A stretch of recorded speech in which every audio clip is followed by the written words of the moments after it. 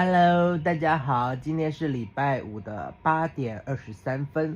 昨天呢，我一夜好眠，因为 Mato 呢因为昨天很冷 ，Mato 呢就一直在被窝里，Mato 非常的乖。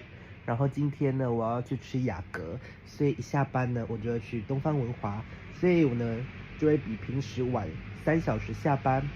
平时呢 ，Mato 就我一回家的时候 ，Mato 呢就跟偶姨呢就在我在房间前面吵架。啊，你的注意看哦，你看，哎，掉箱子，哎，买它。好的，我晚这3小时呢，Mato 应该会更珍惜我，不然呢，平时我回来的时候，他也没有给我什么太好的脸色，对吧 ，Mato？你看他又那么拽样了，你看一副拽样的样子，多不屑啊你 ，Mato，你是很不屑啊 ，Mato，亲一个做 ending，拜拜。